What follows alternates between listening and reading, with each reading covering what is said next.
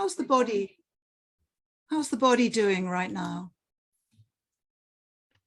What are you noticing actually within the body?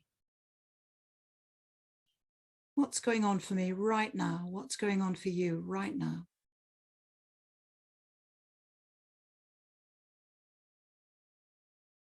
And then when you're ready, simply coming into this sense of sitting here, feet on the floor.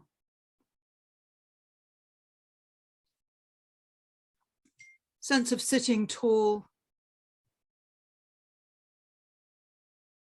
sitting with dignity, presence.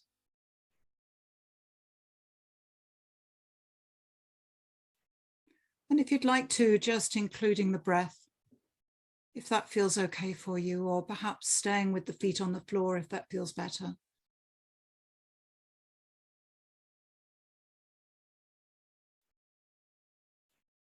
Just fully present in this moment with the breath, the body.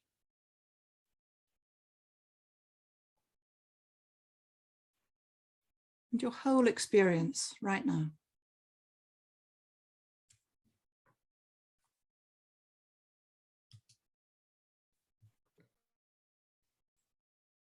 Okay, so when you're ready, just opening your eyes and letting in the screen, the faces,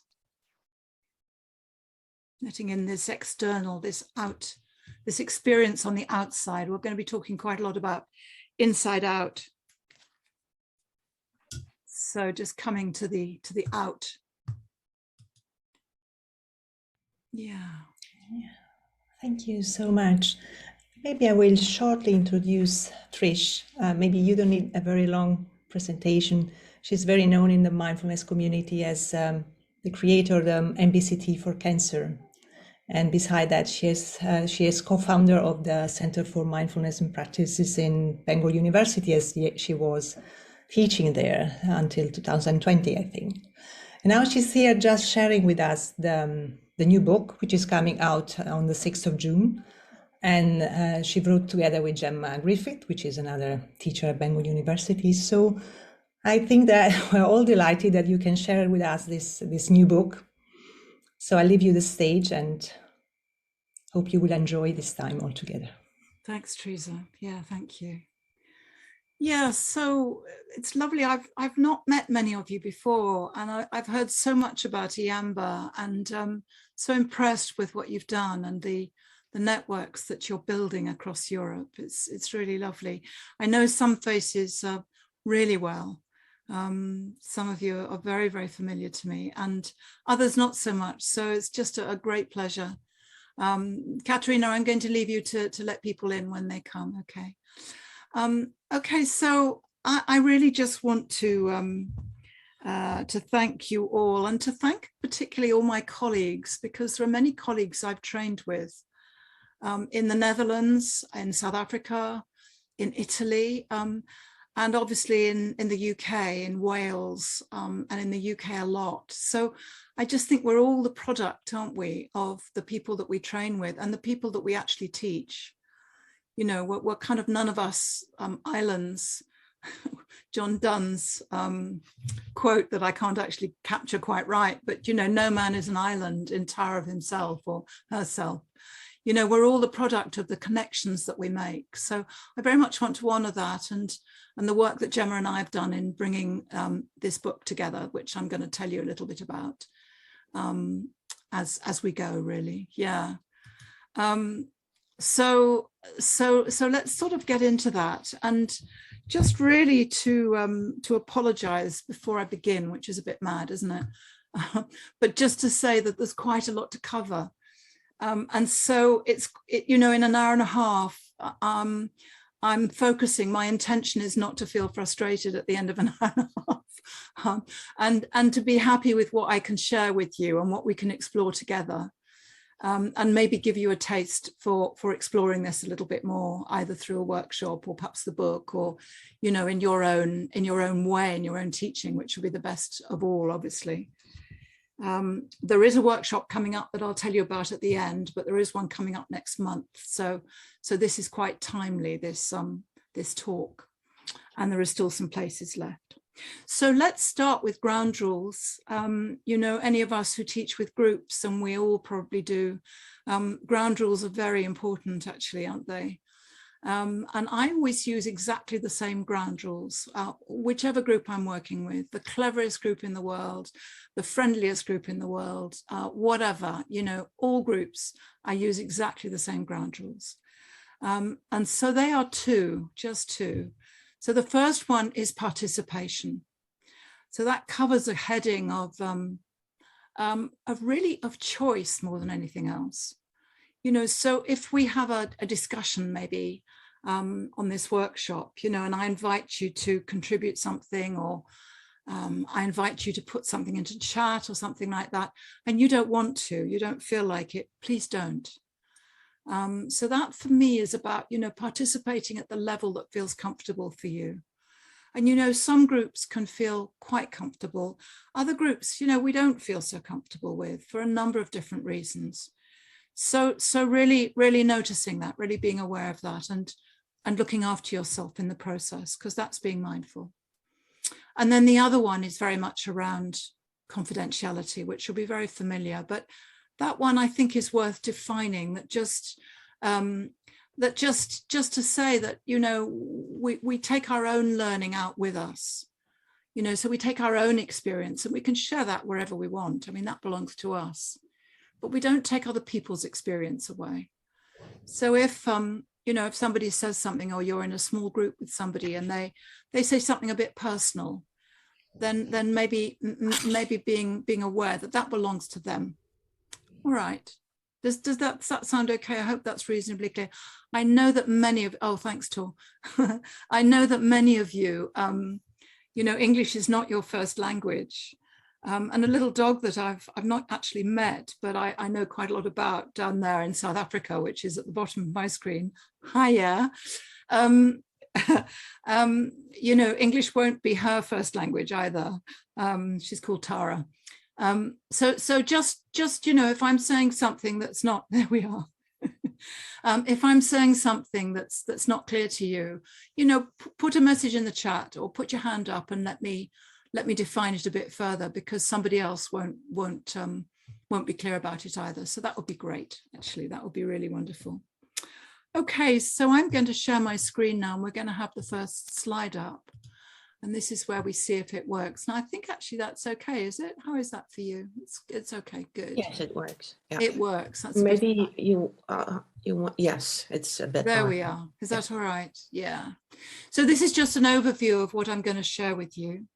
And there's the model that's just been revamped a little bit. So there's the model on the right-hand side, and we're calling it the IOG model, the Inside Out Group Model.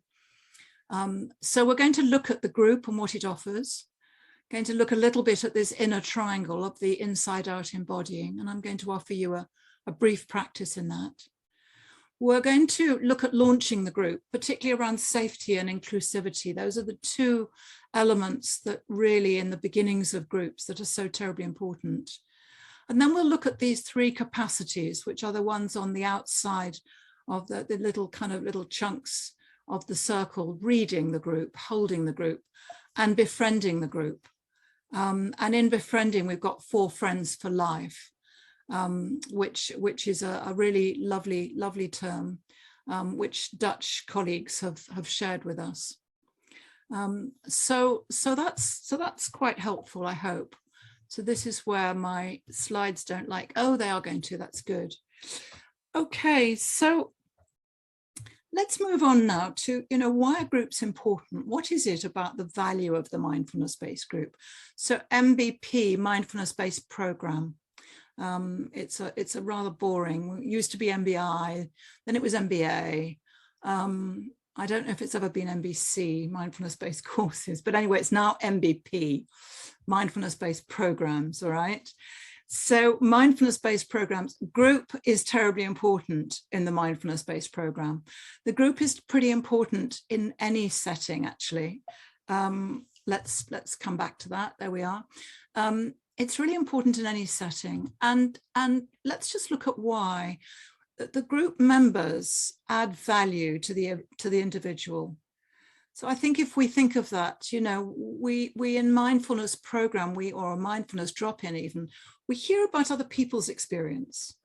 We hear about their vulnerabilities. We hear about maybe their triumphs, you know, the things that were really helpful to them. And actually what we learn from group members is going to be much more powerful than what we learn from a teacher, much more powerful. It's kind of almost like the volume is turned up, I think. Well, that's been true for me. And I think it might be helpful as I say any of this, you know, if you don't agree, that's great, but just be thinking about your own experience. You know, do the group members, you know, I mean, the teacher's important, of course, but the group members add value, they add insight to the individual. The other thing that also is really amplified, I'm quite keen on that word, the thing that really is amplified is the kind of relational experience. So mindfulness as a practice is all about relationship. We learn to relate differently to our own experience. We learn to relate more kindly to things that are difficult. We learn to enjoy, and we learn to relate to the things that we enjoy, perhaps with a bit more awareness, so that they don't pass us by. And the group offers us a kind of double layer of that. So the group, of course, is all about relationship. It's all about connection. And mindfulness is all about connection. So we have this sort of sandwich of relational experience, both in the group and with mindfulness. And in my view, and I hope that one day somebody will be able to research it, that the two together are really quite powerful, and they really bring a new possibility into the way that we relate. And common humanity, of course, comes in there in a big way, a sense of common humanity with others. And I think the other thing that the group offers is it helps us cultivate skills in actually being in groups. And you'll hear more about that at the end. And it kind of clarifies our values.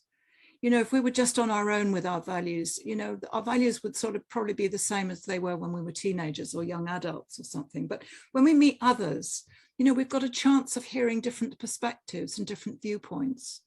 And so we actually clarify what's important to us. So that's, I think that, you know, why is the group so important? Well, I think those three areas very much pull it out. But I'm going to stop the share at this point and just say it's quite interesting, because up to now, the group has really not figured tremendously in just coming back to full screen. The group has not really figured all that much in research. You know, if you think of all the significant research that's been done into mindfulness, most of it is about the individual. Most of it's about individual well-being. You know, whether it's in the workplace, whether it's clinically in depression, whether, you know, all the other significant research into outcomes of mindfulness-based programs is very much about the individual. And you can understand that because researching the group is very complicated. There are so many different conditions and permutations, and it's very difficult to pin down that say, well, it's because of this or because of that. But it's quite interesting that when researchers looked at the group, they discovered that actually group members found the group participants found the group really important. You know, when they discussed the program, they discussed, oh, the group was this or the group was that. But when the teachers were interviewed about the program, the teachers didn't mention the group so much, which is kind of interesting. I think that's fascinating. And I think that's important for us to be aware of as teachers, that actually, you know, we tend to kind of get very stuck into the program and the curriculum and the inquiry process. How was that? And, you know, and how did I guide that body scan and all of that? And actually, what we're less aware of is how are the group doing. And I think that the group, I mean, I hope that our book will bring up the volume of the significance of the group. And I think that's happening in a number of ways anyway, through the MBI TAC, which I'm sure that many of you will have heard of. The group comes into domain 6 in the MBI TAC. Quite a lot more people are looking at the group. It's coming into the pedagogy. I'm never terribly keen on that word, but it's an important one, you know, the kind of formation of teaching understanding. Yeah, and it is coming into research, but quite a lot of the research we have into group actually it comes from other contexts. So it comes from workplace. So Bruce Tuckman and his development of the group, his sense of phases in group, which I'm sure many of you will be very aware of. You know, he talks about forming and storming and norming and performing, and then he talks about adjourning when the group finishes. And Yalom, I don't know if any of you are aware of Irvin Yalom, who is really Dorothy's nodding. So I mean, he really is the absolute genius in groups. I mean, his writing and his kind of insights into groups is just extraordinary. So if you want to read a real master, or you know, a real fine, I don't know quite what, but master isn't a great word these days, is it? But you know, a real genius around group. It would be Yalom, Irvin Yalom. He's really, really special. Okay, so I thought perhaps it might be fun if you were to think of, just to pause for a moment, to think of a really positive group that you've been in.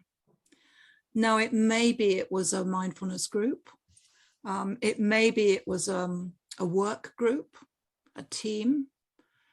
It was a group that you were in when you were maybe a teenager, a gang, you know, that was really good fun. But think of a group that you've experienced that was really positive experience for you. You know, it was really enjoyable, whatever that made it quite special for you. And as you reflect on it, and perhaps you know, you can close your eyes or gaze into the room or something, but perhaps move your gaze away from the screen. You know, as you reflect on it, what was it that made it special? You know, what were the ingredients? What meant that it was kind of positive? What were the factors that meant that it was really positive for you? And perhaps as you think about this group, you know, just noticing what's going on in the body.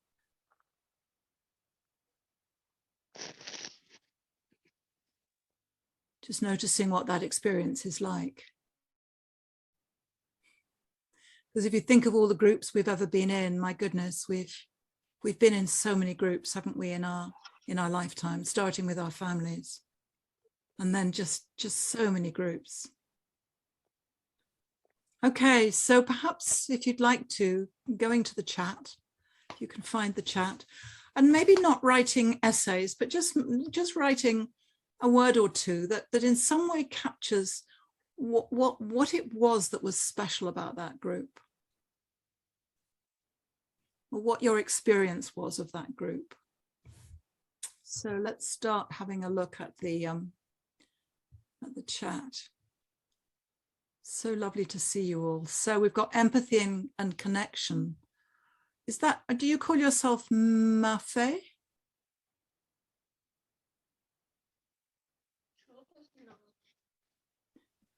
Anyway. Yes.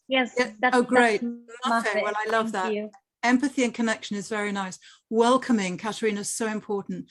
Dave, support. Hi, Dave. And Magdalena, goodness, playfulness, and feeling safe. Isn't that lovely? Those are three very different qualities. Didier, respect, equality, kindness to each other, supporting. Michelle, freedom to be myself. Gosh, that's important. That speaks a lot about safety, doesn't it? Emmanuel says deep connection, lovely. Teresa, laughter and connection. Liveliness, Richard, that's interesting. I like that, liveliness. Karen, being invited in generously. Lovely, lovely. Enough safety to step out of my comfort zone, from Linda in South Africa. That's very nice. Sense of ease, fun, freedom to explore. Law, non-judgment, yes. Finula, boundaried, regular contact, long-term, that's interesting. Julia, hi Julia. Safe, autonomy, closeness, creativity, and fun. Joyfulness from Emmanuel. Shared values and friendship. Oh, look, we've got lots more. Similar life stages, Tor, similar personalities, good sense of humor, truth and honest with each other, comfortable, spontaneity. Oh, this is lovely. We were all very different, but had a common goal, met regularly, supported each other.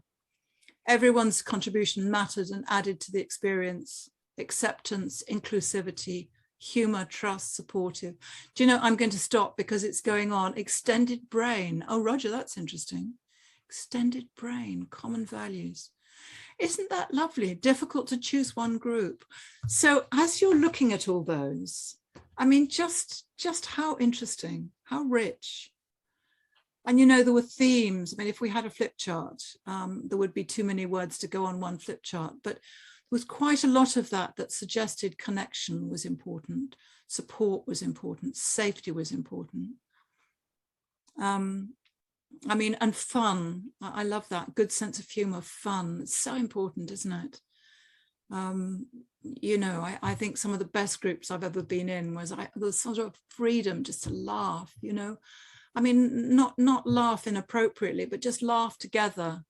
You know, I've got some lovely memories of groups where we just all fell about laughing. You know, it's just so enlivening, actually. Yeah, great. Brilliant. So let's move on now to inside-out embodying. And this is really a kind of huge area. So one of the things I thought might be useful, because a number of you taking notes, just on your piece of paper, draw a circle. So just, I don't know how good you are at drawing circles. I'm absolutely hopeless. My circles never join up, you know, they kind of go wonky. But draw a circle. You can congratulate yourself if yours joins up. And then draw a triangle in the middle of the circle so that you've got 3 bits that are reasonably equal. So if you can get, again, I can't do that either, but I'm sure you guys can. It doesn't matter if they're not equal either. And then in the middle of that triangle, which in fact in the model is slightly grayed out, so we've slightly shaded it to show how important it is. In the middle of that triangle, you're going to write inside out embodying. Now, any of us who've done any teacher training, and I imagine that's a lot of people on the screen, if not everybody on the screen, you'll have learned a lot about embodiment. People will have talked a lot to you about embodiment. It's just like, you know, it's almost become a jargon word, I think, in mindfulness. Embodiment this, embodiment that. Actually, that's quite confusing. And you'll see, those of you who've seen the recent MBI TAC, the recent version of it, if you haven't, you do look up on the CMRP. Let me see if I can get it into the chat. So I'm just trying to find everybody in the chat. Here we are. So we're looking at MBI TAC, okay, and look it up on the CMRP Bangor website. I can't give you the actual URL, but if you look up Google CMRP Bangor, I think you'll get it up. And you'll see that there's a lovely new version of MBI TAC with all pretty pictures and all sorts of goodness. So it's really worth having a look at. And you'll see that if you were to look at the 3rd domain of MBI TAC, it's embodiment, but it's not anymore. It's not embodiment anymore. It's now embodying. So it's been moved from a noun, embodiment, a kind of an object, a state, if you like, to embodying, which is like a verb. It's like a process, embodying. Because actually we're embodying something all the time. So now some of you will be embodying interest. I look across the screen and I can say, oh, thanks so much, Katerina, brilliant. That's just what I want with a helper, because I haven't got time to put it in. So some of you look like, you know, you're embodying interest or humor or engagement. Some of you look like you're embodying reflectiveness. I don't know. I mean, I can imagine for some of you, it's maybe a struggle with my English. You know, for those of you for whom English is not your first language, you know, that there might be a different sort of embodying. So we embody something all the time we're embodying something, and it's not necessarily skillful. So embodiment or embodying of itself isn't actually of itself helpful or skillful. So what we need to do is we need to embody mindfulness, or we need to embody insight, or we're embodying understanding or compassion. So I think it's quite useful to be thinking as we teach, what am I embodying? You know, what am I embodying in this moment? And when we look at the model, which you've drawn on your paper with that triangle in the middle, that is the inside out embodying. And we don't actually say embodying mindfulness, but really that's what it's speaking to. So it's inside out. Just going to let somebody in. Yeah, go on. That's inside out. So on the inside, we have sensations. We have physical sensations, don't we? And we have thinking on the inside. And on the outside, we have hearing and seeing.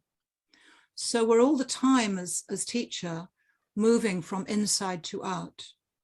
We're seeing what's happening on the outside, and we're coming back into the inside. We're noticing how things are for us on the inside. Are we settled? Are we steady here? Am I embodying? I mean, as I'm teaching you, you know, am I embodying mindfulness in this moment? You know, it's interesting, as I brought that into my awareness, I was noticing that I could do that a bit more. I could come to my feet on the floor a bit more, could come into my body a bit more. So it's not a static thing, is it? It's all the time going to be moving in and out. It's all the time going to be something that we keep coming back to as best we can. So I thought perhaps I'd share with you the short practice that for me is the absolute, some of you already know this, but for me is the absolutely most helpful short practice in the world when we're teaching. Really, really helpful. And this is feet on the floor. So forgive me if you all have heard feet on the floor before. I can see Magdalena is smiling because I'm sure you all practice this. I'm sure you all practice this. And if you don't, why don't you? Because it's so useful and it can be so brief. So with your eyes open, and this is where I get a bit bossy. So seeing, you know, doing this with your eyes open, because so often we move into a mindfulness practice and we all kind of start to move into this special position. And, you know, I kind of get my back straight and then I close my eyes, right? As soon as we close our eyes, we've blocked off the outside. And if we're teaching, we can't do that. Not unless we're guiding a longer practice. So this is incredibly helpful to just sit with a sense of perhaps a soft gaze, if that's helpful, with your eyes open as best you can. And then just dropping your awareness into the soles of your feet. And just becoming directly aware of points of contact between your feet and what they're resting on. Perhaps a sense of texture. Perhaps a sense of the weight of the legs going down into the soles of the feet onto the floor. So weight going down, really cultivating a sense of rootedness and groundedness. And of course, beneath the floor is the earth itself. This very planet that we sit on. This very earth that we're rooted into. This precious, precious earth. Feet on the floor. Okay, so how was that for you? How was that feet on the floor practice? So let's do this, just not going to be all that many of you that I can connect with, but maybe you could put your hand up, or you could put one of those clever hands up with your reaction button. Look, I'm doing it. I'm going to put my hand up. Well, it's not my hand, actually, it's my thumb. But let's just see who is willing just to share one word of that practice, of some part of your experience of that practice. Yes, Magdalena, what's your word? I don't have a word, I have a gesture. Oh, okay, lovely. Oh, I love That's it. it. And It's that's so it. familiar to me, that gesture. So Yeah. that gesture. Anybody else, just put your hand up if anybody else had that sense of kind of sinking. Yes. So a number of you, and I'm just going to go to the other screen. So a number of you, that kind of that kind of, yeah, that's very nice. Thank you. So somebody else had their hand up. Tor, lovely Tor. What's your word in terms of your experience of that practice? Well, quite strange, Trish, because if I practice with my eyes closed with feet on the floor, I get the Yeah. But with my eyes open and my gaze softened, I almost felt like my feet were higher up than they normally are. Like the sense of weight going down is normally really there for me. Right. But with the eyes open, I felt like they were like hovering in the air. They were a bit hovering. And so how was that tour? Just a little bit strange. I was quite interested in that. Yeah, a bit strange. Anybody else have an experience that was a bit strange? Let's have hands up again. Bit strange experience. Yeah. Anybody else? It was a bit strange, a bit different movie. I know what you mean, actually, Tor, completely. I know exactly what you mean. Yeah. It is odd, isn't it? I often get that with movement, you know, when you're bringing one leg down and it's like the floor is on different levels. It's a bit like that, isn't it? Yeah, lovely. Let's have one more word about, thanks, Tor, one more word or phrase about some aspect of that experience of that practice. Somebody else. Somebody else has got, perhaps, two of you got your hands out. It'll be two more people. Dorothy, you're first. Just a word or a phrase of some part of that experience. Just a really clear connection to the whole group. A clear connection to the whole group. I didn't know you were going to say that. That's interesting. A clear connection to the whole group. So I'm going to come back to you, Emmanuel, in a second. But anybody else that's sort of similar? So I can see some nods. So anybody else, put your hands up. Yes. So we've got a number of people. A clear connection to the whole group, even through your feet on the floor, which is kind of curious, isn't it? That's interesting. So we put our feet on the floor and somehow it just brings a connection. Emmanuel, have you got something that's similar or different? I just wanted to say that I had the feeling that less is more, actually. Just less is more. Less is more. Okay, as a participant or as a teacher? As a human being. As a human being. Oh, well, they're different altogether. Humans are different from teachers and participants. That's great. I love that. That's very nice. Thank you. Manuela, it's got to be very brief because I need to move on. Thanks, Emmanuel. Manuela, what was your experience of feet on the floor? My experience was I didn't have the feet on the floor because I'm sitting on a cushion on the floor, and I very much love the soles and the connection. But in this case, I had the legs and the knees. Yes, absolutely. So you still had contact with the floor. I had contact, but to have the eyes wide open. It was like being safe. Okay. Being so safe. There's something there about feeling safe, being safe. Yeah. The outside. Yeah. And I could hold the outside, and I felt the connection. Lovely. Thank you. Thank you very much. Yes. So we've got a number of different experiences there, haven't we? We've got a number of different experiences there, and you might ask me, you know, why have you got your eyes open? I mean, I'm not going to go around the group and ask that because unfortunately it'll take too long. But just have a reflection on why is it so important when we're teaching to be able to get feet on the floor with the eyes open? Yeah, I've kind of answered my own question, really, haven't I? Yes. So inside out embodying, I didn't phrase that very well. So inside out embodying, you know, is very much about, it's about a sense of stability. You know, we'll get on to holding a bit later on, but it's about a sense of stability.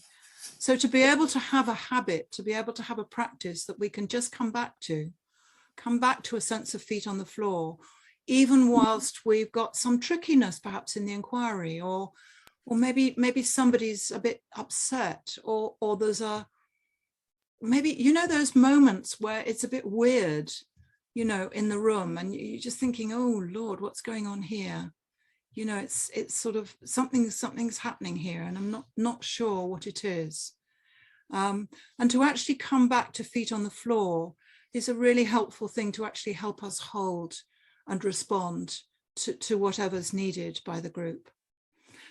So that's probably all we've got time for in terms of inside out embodying. But just remember that it's not just about the body, it's about values. It's about intentions. You know, it's about insights. As teacher, we're embodying the teaching, we're embodying the understanding of what mindfulness is for. You know, the understanding of the vulnerabilities that people are bringing with them into the room, and the way that the program itself is mapping onto that. You know, just the understanding of almost like that equation of vulnerability and mindfulness, and how that sort of works.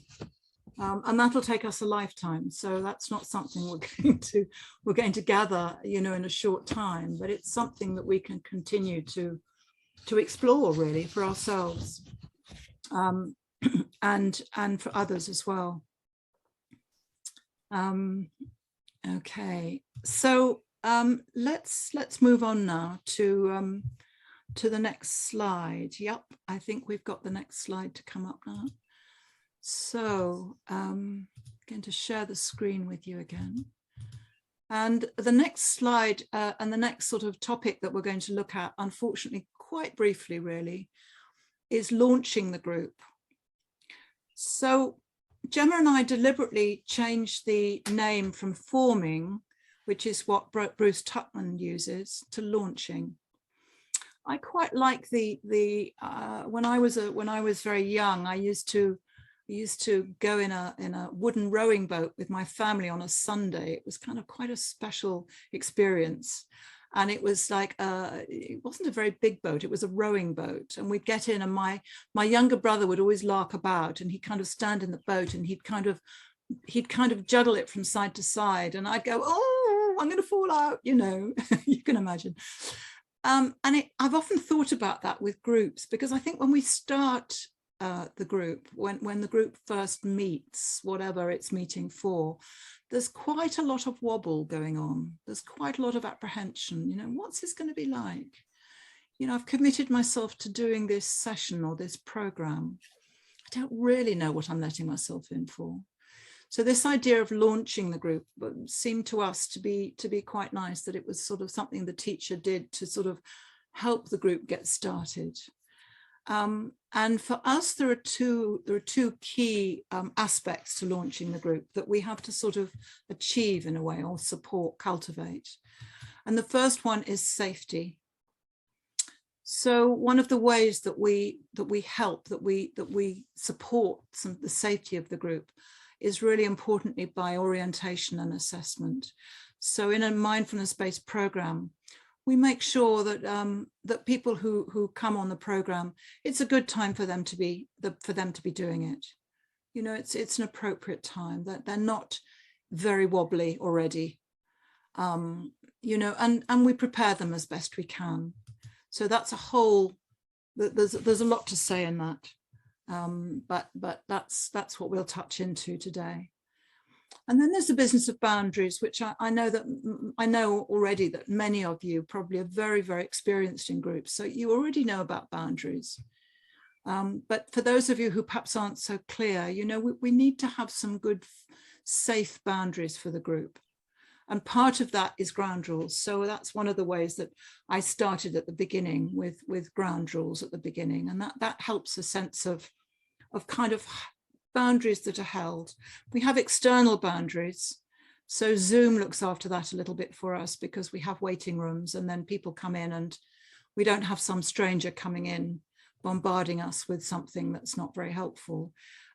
So we have a sense of who's in the group, and we have a sense of the internal boundaries, which is how we behave in the group, which was the ground rules that I set up at the beginning. And part of my job as your leader in this group is that if somebody was to contribute something in the chat or perhaps into the room, I would intervene if it was inappropriate. That would be part of my role. I would intervene. I would, you know, my role is to keep the group safe as best I can. Not safe that it's solid and not interesting, but safe enough so that people can explore and can take some risks eventually. And then there's the whole business of structure, and actually the curriculum in mindfulness in the program, it kind of offers that already, but obviously we've got ground rules. And then the other aspect of launching the group is inclusivity. And this is a huge area, actually. It's a really huge area. And it's something that we're much more aware of now than we were at one time.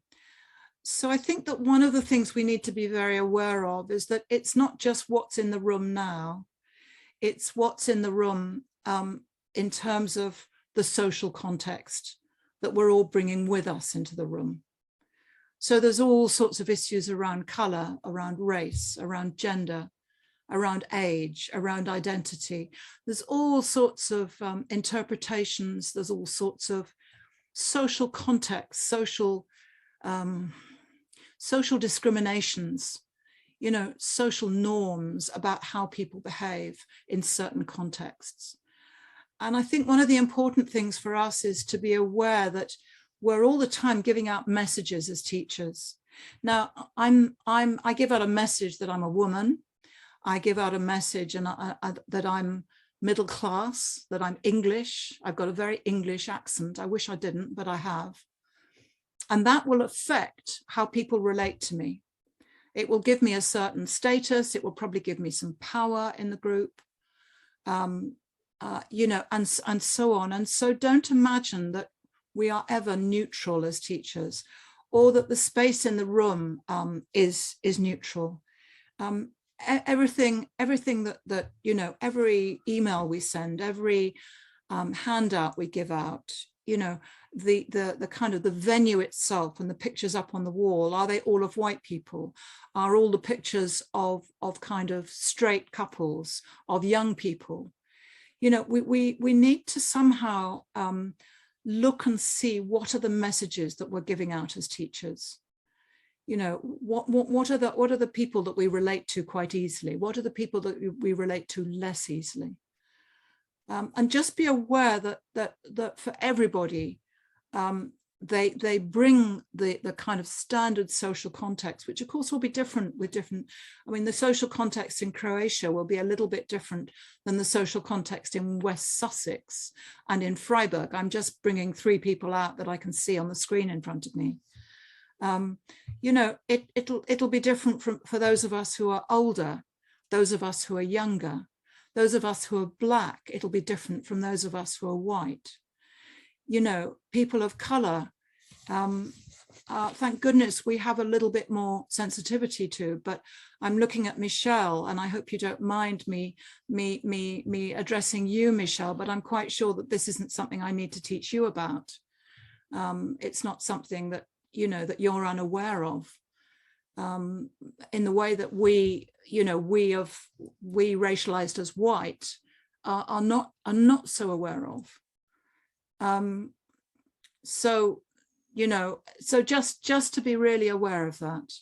And we can look at this in terms of margins and mainstream. So we can look at our groups and we can say, okay, there are some people here that are more confident. There are some people here that are less confident. You know, some people who perhaps, you know, have not had such an extended education, perhaps will be less confident, maybe not. But just having that awareness of how we can somehow increase the participation in the group with safety and inclusivity. We can't change what's out there in the world, but we can behave with awareness of our own blind spots, you know, our own places where we are ourselves actually reinforcing discriminations. We may not mean to, may be incredibly awkward when we realize that we have. We may feel awful about it. We may feel quite defensive about it. But nevertheless, if we haven't really explored that ourselves, that's what's going to happen. And the more that we can really be aware of that, the more our groups are going to be safe, inclusive places. Yeah, so that's, I mean, you know, there's lots more to say there, but that's maybe a start. So welcomes and introductions are really important. We didn't manage introductions on this workshop, which was a shame, but some of you knew each other already, but that's important. And welcomes, you know, I don't know about you, but when somebody welcomes me, I can tell immediately whether they're present or not, you know, whether they're genuine. You know, when you walk into a room and somebody welcomes you in, you know, in that instance, it's not that you said to yourself, oh, she's not very authentic, but you absolutely instinctively know whether you really are welcome. And the business of us being present as people walk into the room or come onto the Zoom screen is so important. The other important one is to make sure we have some small group work. I don't know whether we're going to manage it with this workshop. It'd be lovely if we did. But small group work on mindfulness-based programs is really important, because people can speak to others in a small group in a way that's they can be much more confident than in a larger group. And horizontal inquiry, which in fact I tried to do a little bit just now with the feet on the floor practice. We did a little bit of horizontal inquiry, just for those of you who may not be so familiar with horizontal inquiry. So that was where somebody just explores one aspect of their experience. And then we kind of thread it around the room. We kind of ask, anybody else like that? Anybody else felt like that? And we then notice, you know, yes, we've got some nods, we've got some hands raised. Okay, so we're going to stop the share there. And let's just take a pause, because there's a lot of information there, a lot to absorb maybe. And so just coming to a sense once more of feet on the floor with your eyes open, if that's okay. So just no need to change position, but just landing into your feet.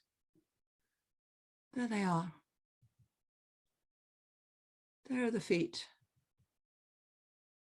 There's the floor.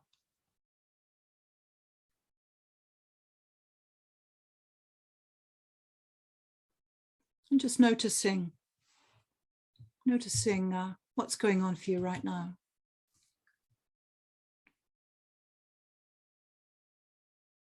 And perhaps noticing who's on the screen, just noticing colors maybe, and shapes, faces.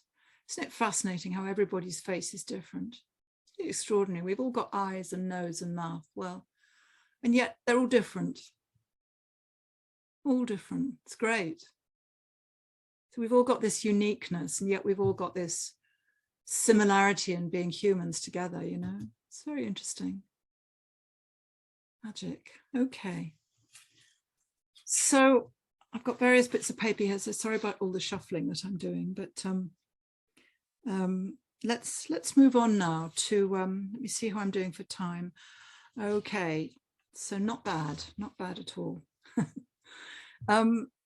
So let's just come now to reading the group. So if you look again at your circle and triangle, we've filled in just a little bit the inside out group embodying, the inside out embodying with feet on the floor in the middle. We're now going to move to the first of the little fillets. I call them fillets, but they're actually, you know, just sort of aspects of teaching. So the first one we're going to look at is reading the group. So as you look at this group, and you might want to scroll across the screen, you know, just having a look at this group, the faces, you know, some people are writing, some people are looking up, some people are moving forward. And if you go to the other screen, because we've got two screens to look at, some people smiling. Some people look a bit thoughtful. So what are you reading from this group? No need to actually share anything. I mean, you can, but there probably will be quite a lot, because we're probably not fully as a group, actually. We're a kind of gathering more than a group, aren't we? But because in a way it's quite short. But if you were to if you were just to sort of notice some of the threads of the group, you would be, bless you, Sasha, you would be reading the group. And it's one of the things that we need to be able to do as teachers, as mindfulness-based teachers, to be able to read our groups, to be able to read what's going on in the room, what's going on in the circle, what's going on the screen. It's very difficult when you've got two screens, which is why, fortunately, in Bangor, when we do any teacher training, we only ever have one screen. I'm so relieved about that, because to manage two screens is quite tricky. It's quite difficult to sort of stay in touch with two screens. But reading the group is quite important, and we do that in a number of ways. So one way that we do that is through theory. So a number of people have got different theories about the group. So I mentioned to you Bruce Tuckman, and he had theories about workplace teams. So he had a development theory about the different phases of groups. And it's actually really useful. It's really useful. So you know, we just noticed that at the beginning of groups, the group will feel very different to how it'll feel at the end. I love that, you know, when we start on a mindfulness-based program or a training, and you look around the room and you think, goodness, you know, we're all strangers at this stage. And actually, in almost no time at all, you know, people will look around the room and they'll walk in and they'll say, oh, hello, you know, how are you? How'd you get on last week? And, you know, and there's more of a sense of connection in the group. And the group begins to cohere into a group, into an entity in its own right. So it's not just a gang of individual people or 7 people in the room. It's a group that's got its own characteristics. It's got its own way of doing things. It's a bit stroppy, which some people, I'm looking at Dave, will absolutely love. Dave loves stroppy groups. And I want to be in one of his groups, because then I could be stroppy. But, you know, groups that are a little bit more, they're a bit edgy. You know, they're wanting to explore some less comfortable places, you know. So just be thinking about that, reading the group, and that we do this, as I say, through some theories and applying some theories. But we also, if you'd like to, think of a group that you've taught, perhaps the middle point or some way in, once it's an actual group. Think of a group that you've taught, maybe quite recently, and maybe think of an animal. So what, if that group was an animal, what would it be? Is it a big animal? Is it a little animal? Is it a busy animal? So if this group that you might bring to mind is an animal, what would it be?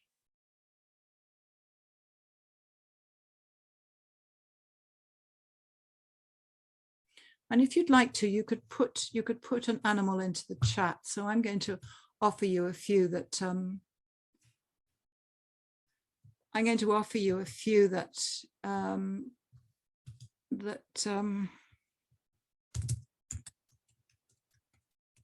give you some ideas with this. Oh, Tina, like the leopard, that's quite strong, isn't it? Lovely. Octopus, that's nice. That's very nice. An anteater, yes. Horse, to begin with, a cat on alert. Now a cat that is comfortably purring, that's lovely. A wary bird, see, that says a lot, doesn't it? Elephant, so elephants are beautiful, but they're quite heavy. They're quite solid and sort of slow. So what might a group that's an elephant need? You know, a lioness, that's beautiful. A lioness, but again, what's the lioness doing? Is the lioness lying in the sun? Is the lioness hunting for a prey to feed its young? A strappy sheep, that's nice. It's quite nice to put an adjective with the animal, because that tells us quite a lot, doesn't it? And I find this quite useful. I do this quite a lot with my supervisees who are teaching. You know, how's your group at the moment? If it was an animal, what would it be? I think it's quite a useful thing to ask ourselves. Don't ask your group. Remember some of my students once asked their group, if you were an animal, what would you be? And that's great, but it's probably not what we do in mindfulness. You know, yeah, a wobbling elephant, Katerina, that's interesting. So this is just a little device to help you read the group. And it might be something that you might want to do at the end of a session, you know, perhaps when you're reflecting on the session, you might well want to reflect on each individual member of the group. I think that's quite a useful thing to do. Particularly those individuals who you feel are not feeling quite as confident yet to participate in the way that you would hope that one day they will, or that perhaps they might be encouraged to or supported to. But equally, to think of the group as a whole, as an entity in its right. And if it was an animal, what would it be? And what would be the adjective? And then compare that with last week and ask yourself, you know, well, what does this group need from me? You know, if it was, I mean, the flock of sparrows is a good example of somebody, of a millipede. That's interesting, quite close to the ground, but quite busy, a millipede. So you know, what would a millipede need? It might need to grow its legs a little bit. It might need to grow some weight a bit. It might need to move into being a slightly bigger animal. What would it need to do that? Perhaps a bit more grounding, perhaps a bit more structure. You with me?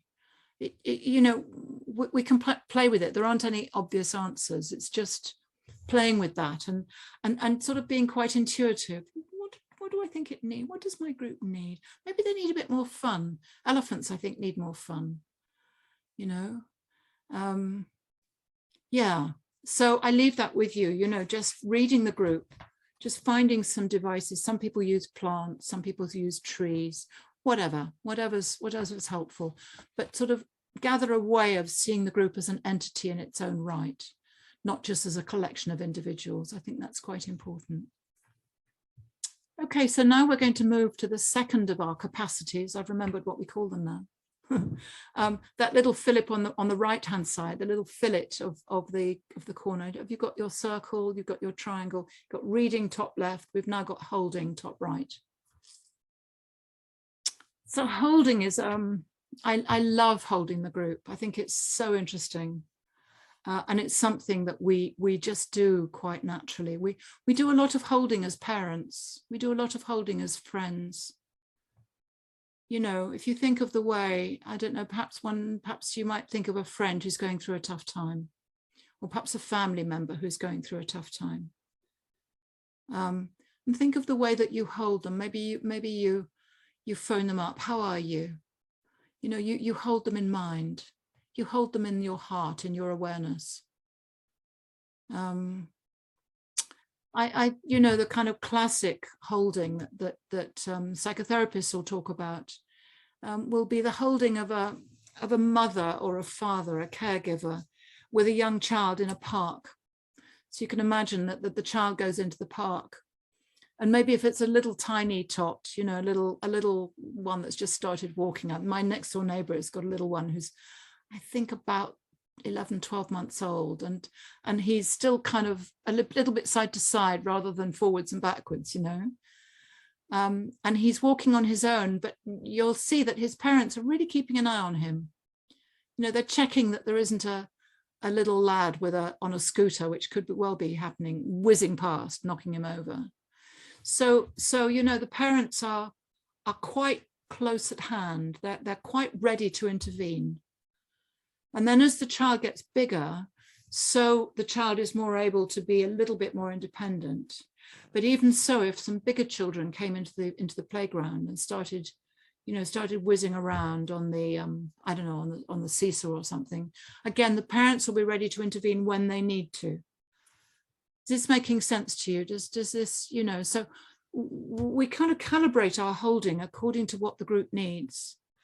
And what they need at the beginning is going to be much more hand holding, much more structure, much more specific care and not control, but care and kindness and clarity, than maybe later on when actually the group probably need us much less well. I mean, I often think to myself that if a group has done quite nicely, you know, if they've really sort of found their potential as a group, then actually at the beginning of the course, they'll be saying, oh, this is fantastic, Trish, really enjoying your teaching. Maybe not, but you know, they might be.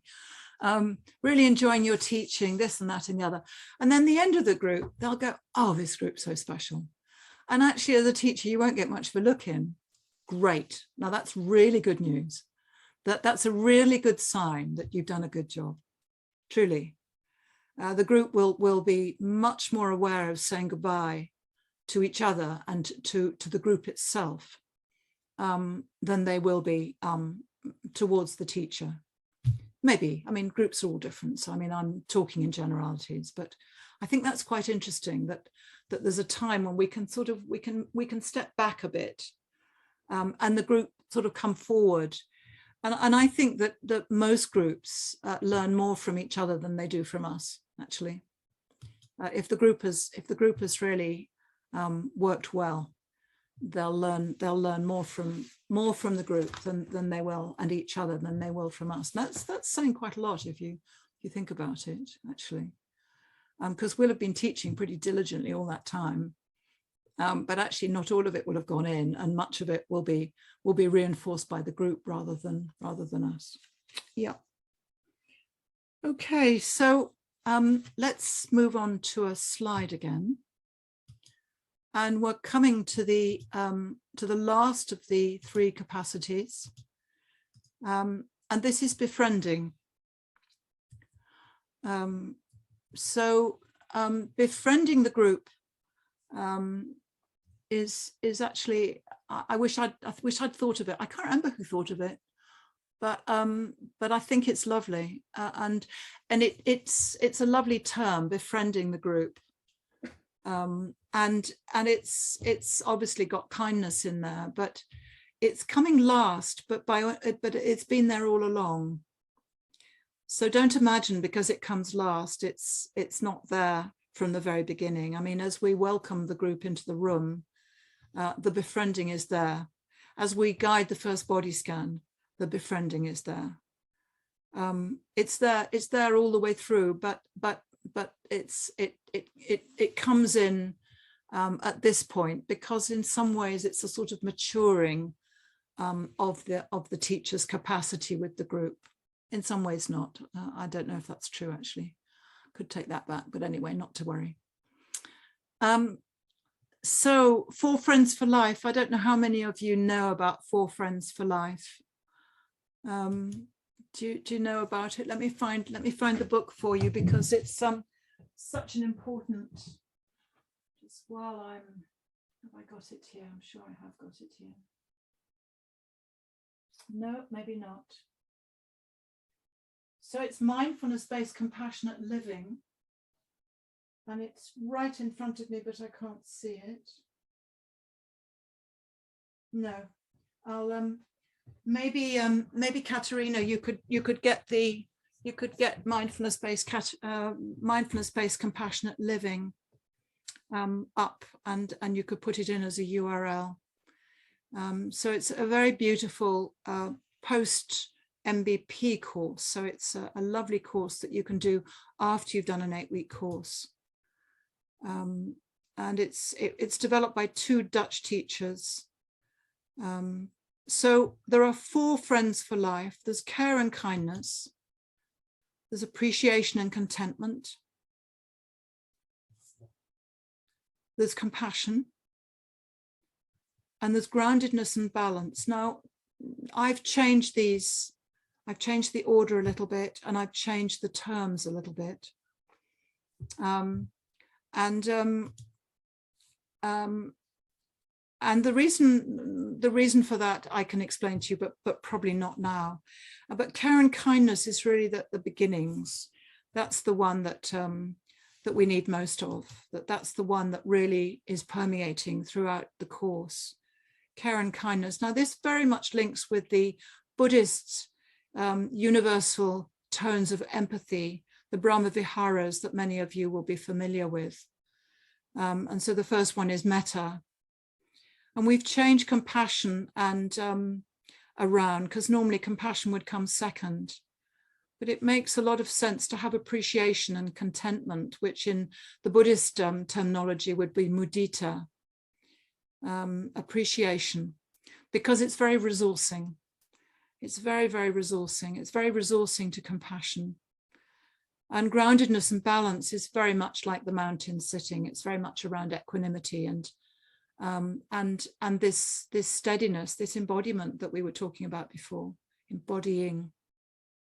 So what I thought I'd do is I would share a practice with you that will perhaps just go through some of those 4 friends for life. Coming back to full screen.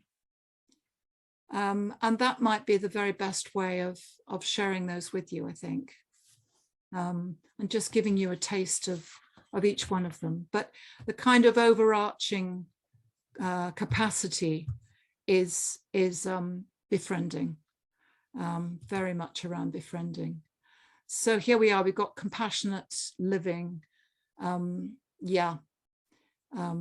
There we are. So it's Fritz Kotzler and Eric van der Brink. So mindfulness-based compassionate living. So it's a beautiful, beautiful program. And we're very grateful to them for borrowing 4 friends for life in this aspect of the book that we've been writing. Okay, so taking your seat, and let's just having a practice of befriending. Again, it's you know, you've absorbed a lot of information. I've done a lot of talking, a lot of teaching. So let's just drop into the practice now, and really just taking your seat, closing your eyes if you'd like to. Coming to a sense of the body sitting.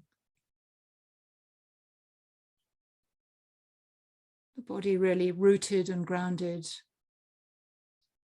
with a sense of the earth supporting, holding.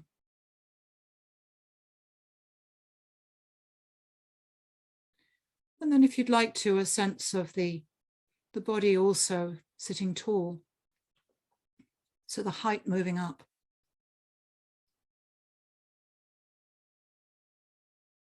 All the way up to the top of the back of the crown of the head. As best you can, getting that sense of weight going down, height going up.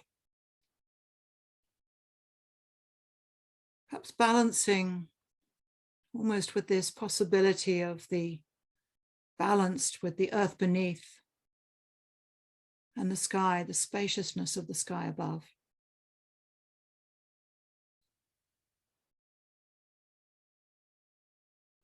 And then if you'd like to, simply coming to the breath, if that feels all right for you, or perhaps staying with a different anchor, maybe the feet on the floor, hands in the lap. Whatever feels comfortable for you right now, for your anchor.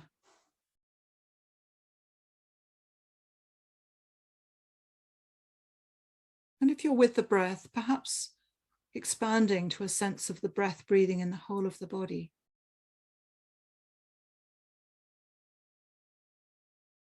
And if you're with another anchor, then maybe having awareness of that anchor, but also awareness of the whole of the body sitting.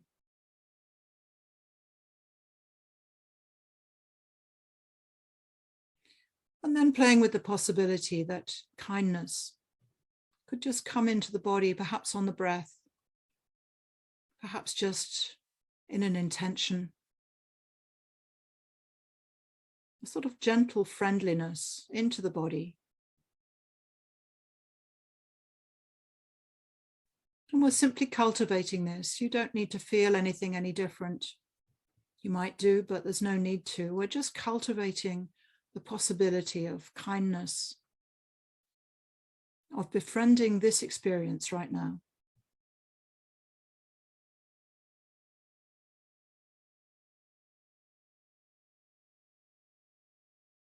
And if you have any places of pain or places of injury or places in the body that often pull you away,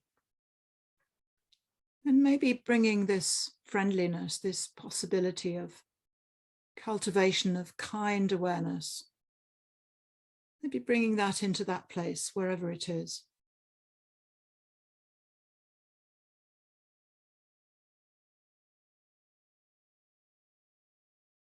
just a touching into.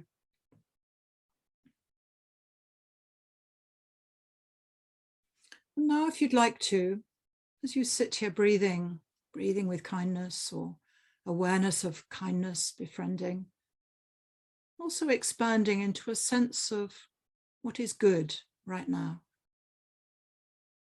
what is pleasant right now.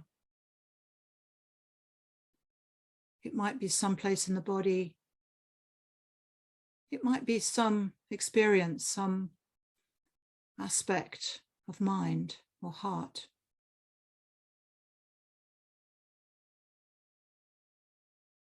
Might be something that's happened today. But just connecting with some quality of appreciation, contentment. Even with everything that's happening in the world, it's possible to find moments of appreciation of the lovely. Nature is very helpful for this. The blossom on the trees, the blue of the sky, the sunshine on the back. Just breathing with whatever comes to mind that you can appreciate, that you can be contented about. Perhaps quite small.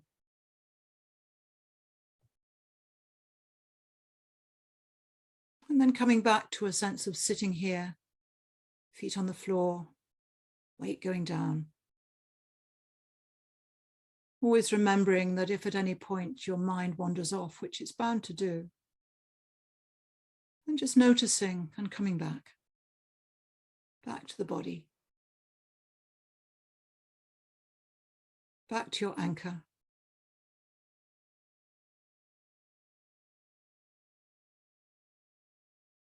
And now, if you'd like to, widening into a sense of compassion. And perhaps bringing the group to mind, bringing this group, the two screens that we've been scrolling across. And knowing that in the group, there will be those of us who perhaps have some struggles right now.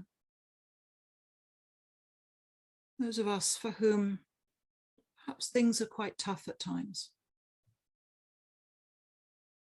Or for whom they have family members or friends who have struggles or times of toughness. And as we bring that to mind, again, just cultivating a sense of compassion.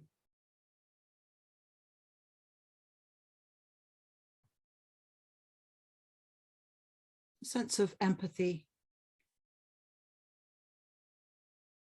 That sense of, in the midst of all this, may their suffering be eased.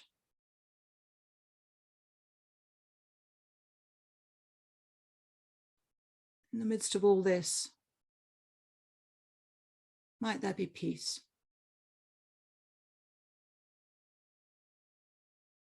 And just in whatever way you'd like to, just touching into this cultivation.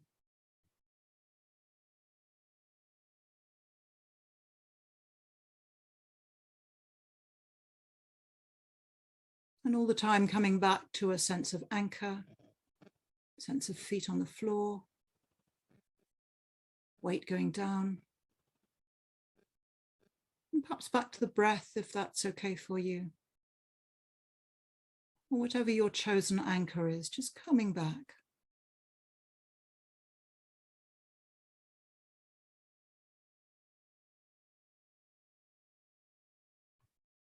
And it can be very helpful to have some phrases. It can be very helpful to have the phrase, in the midst of all this, may there be balance, groundedness, care and kindness, appreciation, compassion.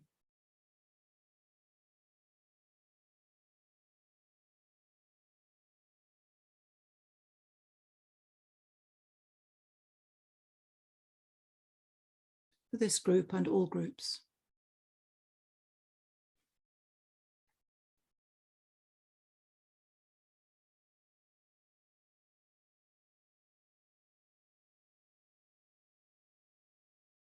So when you're ready, just gently, perhaps moving the body one more time. As we come out of this practice,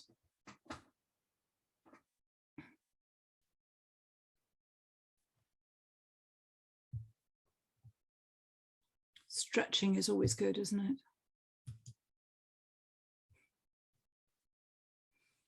Stretching and shifting the elbows and the shoulders and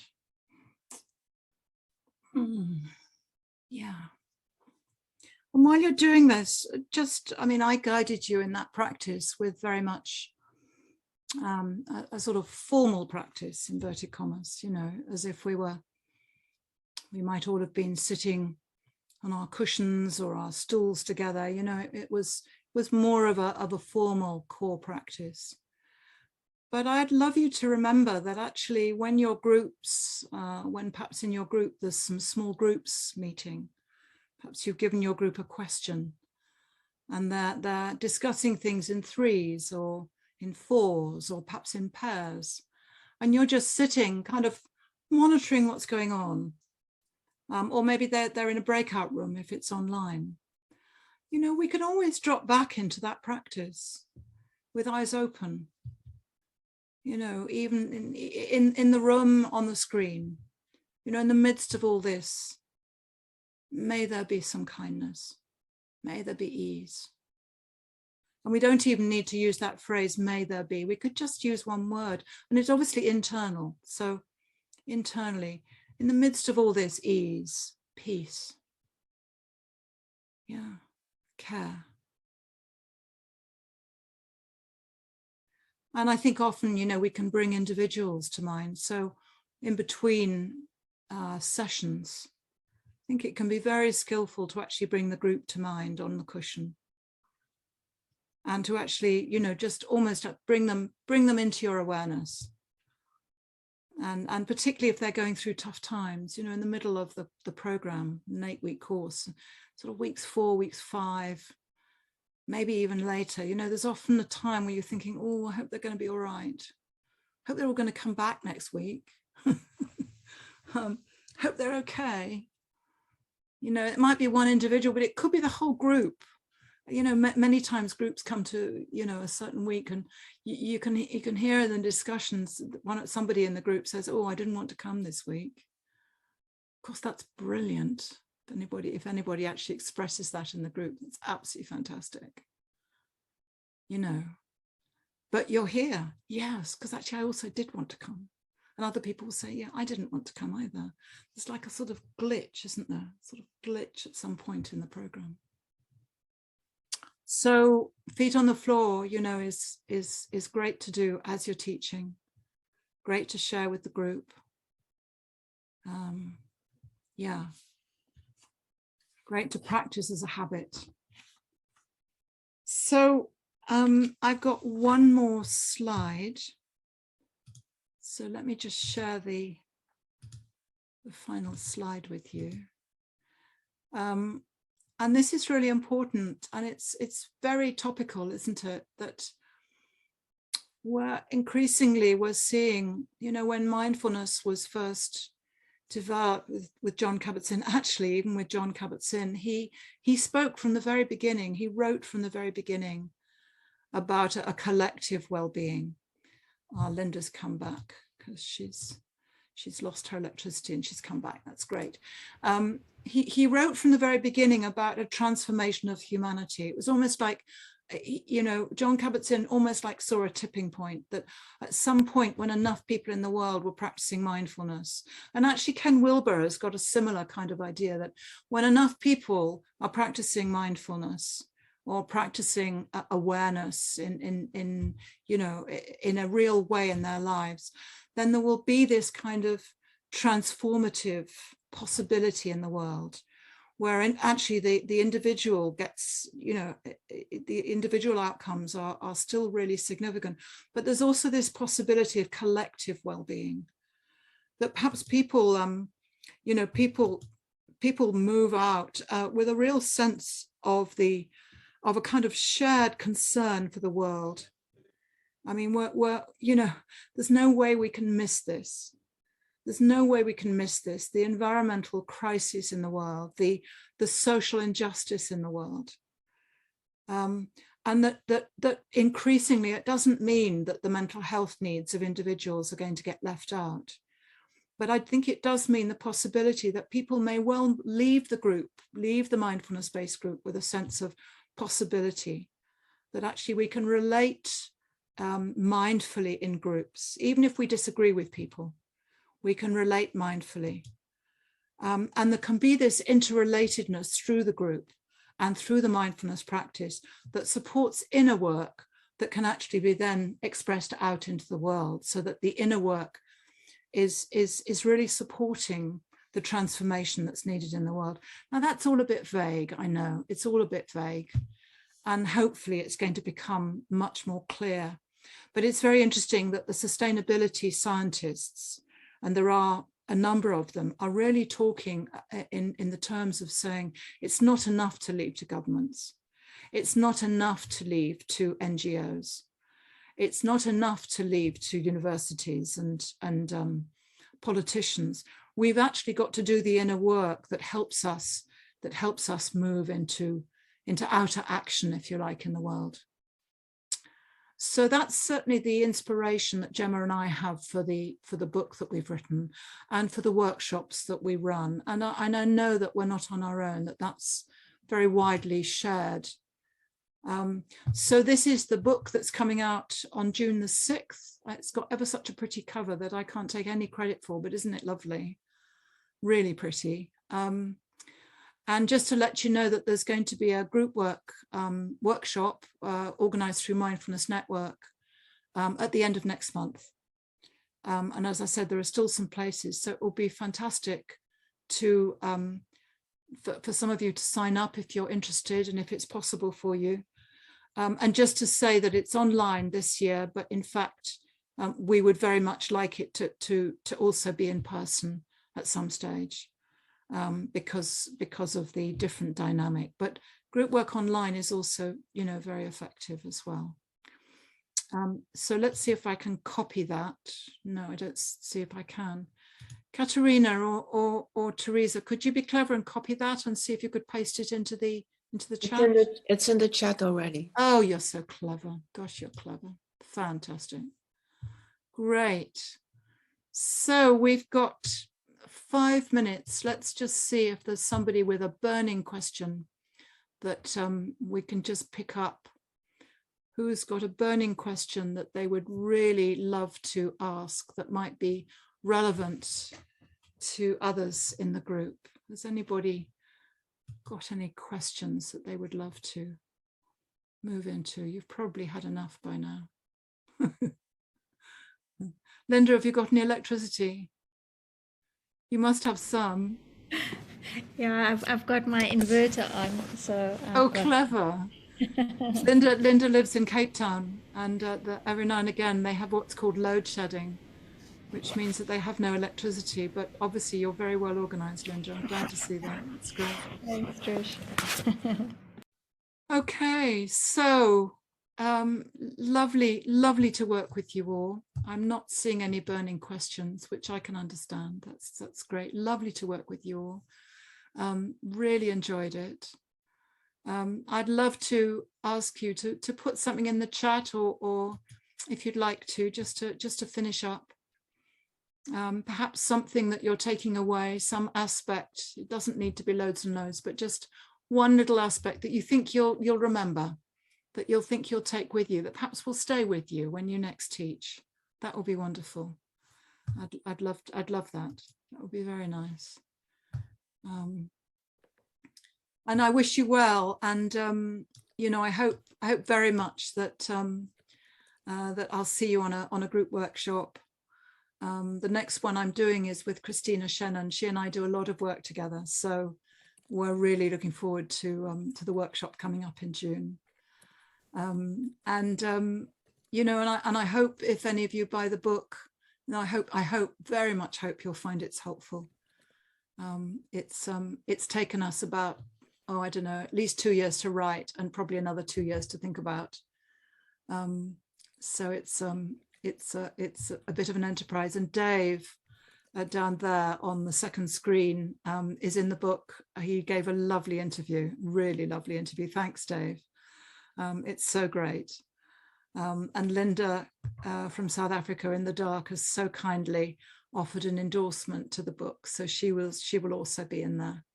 And I don't think there's anybody else on the screen who's been directly involved, but actually all of those that I've trained, any of you that I've trained, you've contributed to my learning, so that's all relevant. Okay, so get into the chat and let's share just a few things about what you're taking away. Oh gosh, 25 new messages. I've missed lots. Oh, that's very nice. Feet on the floor. That's great. That's very nice. The tipping point from Dorothy.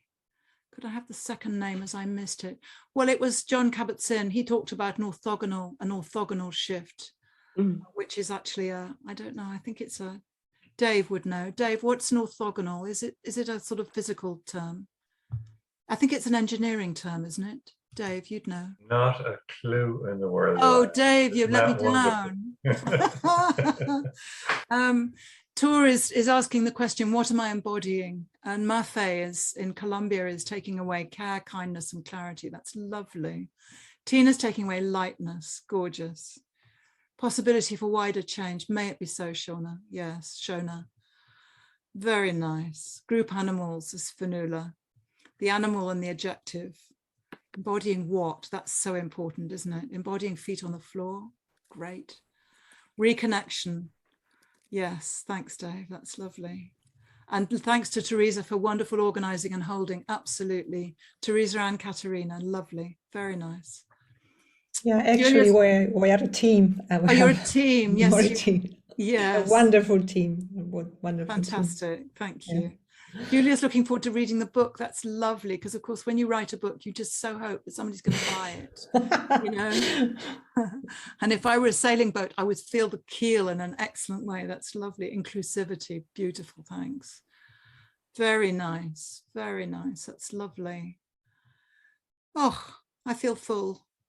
Yep, very, very nice. Thank you. Great. So why don't you all take off your mutes. Thank you so much to those organizing this workshop. I hope very much it hasn't been too much, because less is more. But great to see you, and hopefully our paths will cross again. I hope very much. So thank you all for coming. Yeah. Thank you so much. Thank you so much. Thank you, Trish. Thank you so much as well. Thank you so much. Thank you. Bye. Thank you. Bye. Thank you, Trish. Voila. Thank you. Take care. Many thanks. Thank you, Dorothy. And everyone from EAMBA. Deep gratitude for tonight. Thank you. Lovely.